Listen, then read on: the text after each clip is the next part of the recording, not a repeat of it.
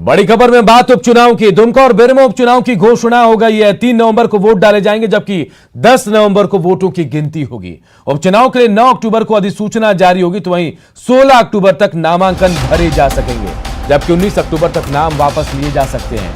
आपको बता दें कि मुख्यमंत्री हेमंत सोरेन के इस्तीफे के बाद दुमका और पूर्व मंत्री राजेंद्र प्रसाद सिंह के निधन से बेरमो सीट खाली हुई थी। सीएम हेमंत सोरेन ने बरहेट से भी विधानसभा चुनाव लड़ा था और दोनों सीटों पर जीत दर्ज की थी। बाद में उन्होंने दुमका से इस्तीफा दिया था, लेकिन अब दुमका और बेरमो उपचुनाव की घोषणा हो गई है। 3 नवंबर को वोट डाले जाएंगे, जबकि 10 नवंबर को वोटों की गिनती होगी और उसी दिन परिणाम भी आएंगे। चुनाव की तिथि जो है वो 3 नवंबर है और गजट जो प्रकाशित होनी है, जो नॉमिनेशन का जो गजट होता है, वो 9/10/2020 से चुनाव की प्रक्रिया प्रारंभ होगी। और नॉमिनेशन जो है वो लास्ट डेट नॉमिनेशन जो है वो 16/10/2020 है और स्क्रूटनी का जो डेट है वो 17/10/2020 और विड्रॉल का जो डेट है वो 19/10/2020 है और डेट ऑफ पोल जो है वो 3/11/2020 है। मुख्यमंत्री हेमंत सोरेन ने 3 योजनाओं का शुभारंभ किया। मुख्यमंत्री ने आजीविका संवर्धन हुनर अभियान और फूलो जानो आशीर्वाद अभियान का शुभारंभ किया और साथ ही पलाश ब्रांड को लॉन्च किया। आजीविका संवर्धन हुनर अभियान से करीब 17 लाख परिवारों को लाभ मिलेगा। कृषि आधारित आजीविका से सखी मंडल की बहनें जुड़ेंगी। सखी मंडल और उत्पादक समूह के 17 लाख लाभुकों को इससे फायदा मिलेगा।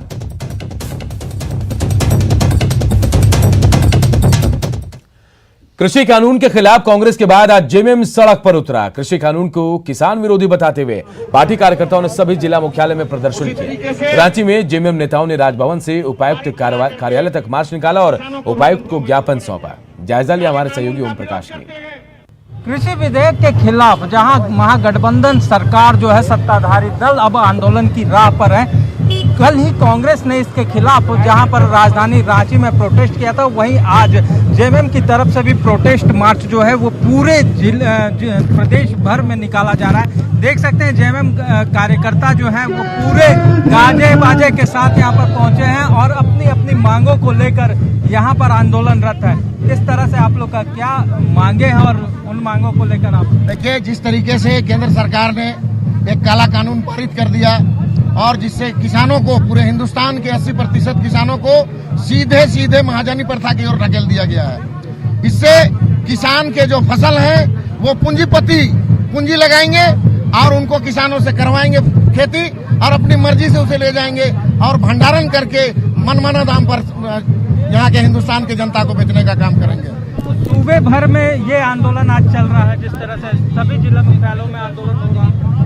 जी, झारखंड के 24 जिलों में केंद्रीय निर्देशानुसार हमें आदेश मिला है कि इस विधेयक के विरोध में आप आंदोलन करें, मुख्यालय का घेराव करें और उपायुक्त को महामहिम राष्ट्रपति के नाम से ज्ञापन सौंपे। कल कांग्रेस का रहा, आज आप लोग का है, तो क्यों अलग अलग, सत्ता में साथ और आंदोलन अलग अलग? देखिए, ऐसा हम लोग साथ में हैं तो उनका अपना कार्यक्रम बन गया। माननीय अरविंद सिंह जी आ गए तो उन लोगों ने अचानक कार्यक्रम बना लिया, नहीं तो हम लोग को एक साथ सारा निर्णय ले रहे हैं। हम लोग का भी विरोध है, 24 जिलों में हम लोग इसका प्रोटेस्ट कर रहे हैं इस बिल का, क्योंकि हम लोगों को लग रहा है कि इस बिल के आने से किसान बर्बाद हो जाएंगे।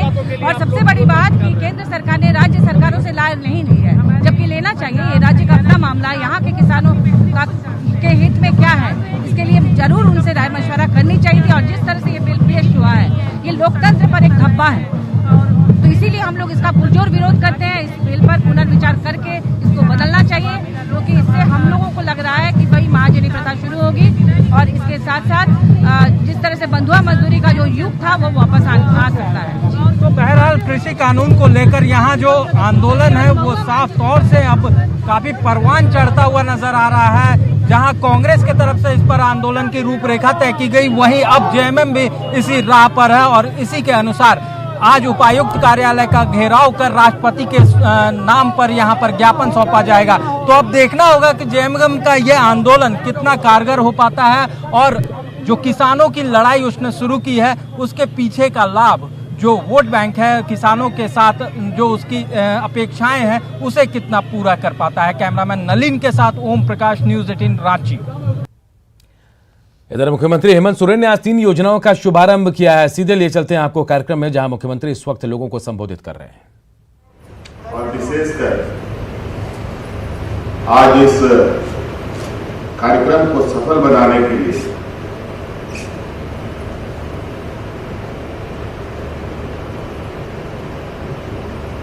इस सभागार में मौजूद जेएसएलपीएस के महिला समूह के सभी बहनें, आप सभी का इस कार्यक्रम में मैं स्वागत करते हुए आभार प्रकट करता हूं और अपनी ओर से जुबान करता हूं।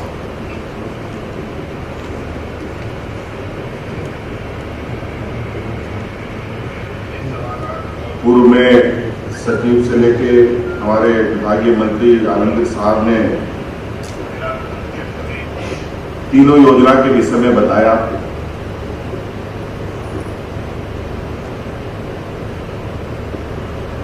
एक योजना है फ्लास,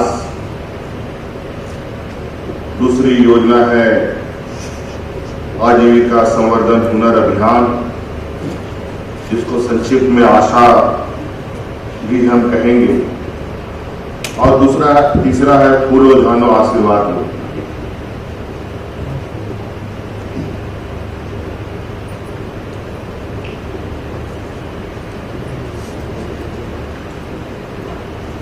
ये इस विषय में भी संक्षिप्त रूप में और अच्छी तरीके से आपके सामने मंचों में रखा गया। आज आपको पता है कि झारखंड एक गरीब राज्य है, अत्यंत पिछड़ा राज्य है। आदिवासी दलित अल्पसंख्यक बहुल ये राज्य है।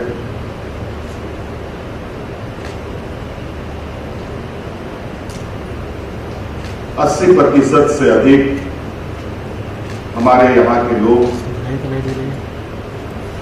ग्रामीण क्षेत्रों में वास करते हैं, ग्रामीण क्षेत्रों में ही अपना जीवन यापन करते हैं। खेती बाड़ी ही यहाँ का मुख्य रोजगार है।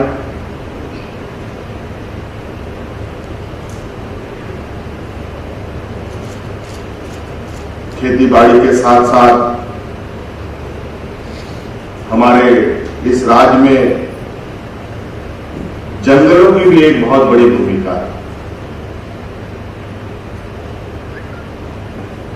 और इन्हीं सब को ध्यान में रखते हुए हमारे ग्रामीण विकास विभाग, जो मुख्यतः ग्रामीण क्षेत्रों में कार्य करती है, इस विभाग ने इन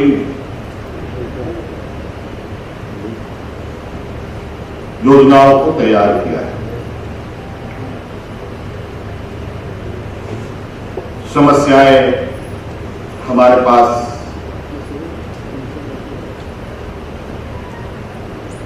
और राज्य की दशा, राज्य की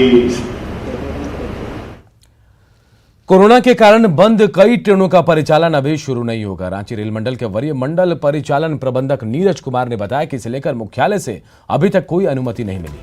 उन्होंने बताया कि वैसे ट्रेनों के परिचालन को लेकर रेलवे पूरी तरह से तैयार है। तक कोई भी निर्देश ऐसा मिला नहीं है कि कौन सी ट्रेन चलानी है और कब से चलानी है, लेकिन फिलहाल रांची रेल मंडल से एकमात्र जो है राजधानी ट्रेन यहाँ से दिल्ली के लिए चलाई जा रही है। बाकी ट्रेनें कब से चलेंगी या उनके लिए कोई दिशा निर्देश जो है जैसे ही हमें अपने मुख्यालय से प्राप्त होगा वो हम आपके द्वारा पब्लिक से साझा करेंगे। इधर लोहरदगा में निजी अस्पताल पर मरीजों की जान से खिलवाड़ का आरोप लगाया। आरोप है कि यहां मरीजों को एक्सपायरी दवाएं दी जा रही हैं। परिजनों की माने तो अस्पताल में इलाज के दौरान तो सब कुछ ठीक ठाक रहता है, लेकिन अस्पताल से छुट्टी के बाद मरीजों को एक्सपायरी दवाएं दी जाती है। वहीं अस्पताल के डॉक्टर गलती से एक्सपायरी दवा दिए जाने की बात कहकर माफी मांग रहे हैं। तो इसको आप चेक कीजिए, 4 महीना डेट के लोग हॉस्पिटल में चल रहा है, बाय मिस्टेक गलती से दिया गया है। वो पेशेंट पार्टी जब आया था उसको साथ बोला गया कि भाई ये हमारे तरफ से मिस्टेक हो गया, इसलिए मैं बहुत। इधर चतरा में कोरोना काल में बच्चों के निवाले पर डाके का सनसनीखेज मामला सामने आया है। हंटरगंज के उत्क्रमित मध्य विद्यालय खूंटी केवाल में मिड डे मील में गबन और राशि में हेराफेरी का मामला सामने आया। हालांकि पूरे मामले पर आरोपी पारा शिक्षक को हटा दिया गया, साथ ही सरकारी शिक्षक को स्कूल का प्रभार दिया गया है। तब से स्कूल बंद हुआ, तब से 2 बार चावल मिला है 1.5 किलो, और पैसा एक बार मिला है 165 रुपया, दोबारा नहीं मिला है। बोला गया था कि पासबुक में पैसा चला जाएगा। यहाँ पर कोविड-19 का चावल भी लिमिट, सरकार का लिमिटेशन से भी कम दिया गया है, 2 केजी पर हेड पर बच्चे कम दिया गया है। और कोविड-19 का जो पैसा आया था मात्र एक बार दिया गया, उसमें भी आधा बच्चा को पैसा दिया गया, आधा बच्चा को पैसा नहीं दिया गया। जो पैसा स्कूल के पारा शिक्षक सचिव भूषण प्रसाद यादव जी ने पैसा रखे हैं। इसके बाद हम लोग लिखित वरीय अधिकारी के पास शिकायत की, इसके बाद अधिकारी ने कई बार उनको फटकार लगाए, आज तक पैसा नहीं दिए। इस संबंध में मैंने जांच कराई थी, उस जांच में बातें सही पाई गई। तब प्रखंड शिक्षा प्रसार पदाधिकारी ने उसे अन्यत्र प्रतिनियोजन कर दिया है और वहां की जो सरकारी शिक्षिका है उसको विद्यालय संचालन हेतु प्रभार दे दिया गया। दुमका के नगर थाने में एक मां ने बेटी से छेड़खानी करने का एक मामला दर्ज कराया है। बांधपाड़ा की रहने वाली महिला ने आरोप लगाया कि फोटो वायरल करने की धमकी देकर गोड्डा का रहने वाला रंजीत कुमार उसकी बेटी से छेड़खानी कर रहा है। पूरे मामले पर थाना प्रभारी ने कहा कि आरोपी लड़की का रिश्तेदार है, फिलहाल उसकी गिरफ्तारी की कोशिश की जा रही है। ये मामला एक्चुअल में परिवार के बीच की है। इनकी बड़ी बहन का शादी उसी के घर में हुई है और उसका भाई के साथ इसका दोनों का मजाक वाला रिश्ता होने की वजह से दोनों एक दूसरे को जो है चाहने लगे और बाद में ये शादी का दबाव देने लगे। ये लड़की शादी से इनकार कर रही थी और ये जो है उसी पर जो है ये हावी होकर छेड़खानी पर उतर आए हैं। उनकी गिरफ्तारी का प्रयास किया जा रहा है। अभी वर्तमान में पता चला है कि कपड़ा व्यवसाय के मामले में गुजरात सरकार ने ग्रामीण क्षेत्रों में लाभुकों तक अनाज पहुंचाने के लिए डोर स्टेप डिलीवरी की शुरुआत की थी, लेकिन गोड्डा में हालत बेहद खराब थी। जिन ट्रांसपोर्टर्स को ढुलाई का जिम्मा सौंपा गया था उनमें से कई लापरवाही बरत रहे हैं। बरसात के दिनों में बिना कवर से अनाज की ढुलाई हो रही है। ऐसे में खुले आसमान के नीचे फर्श पर ही अनाज को रखा जाता है। बारिश में ये अनाज भीग कर खराब हो रहे हैं। वहीं जिला आपूर्ति पदाधिकारी पूरे मामले की जांच की बात कह रहे हैं।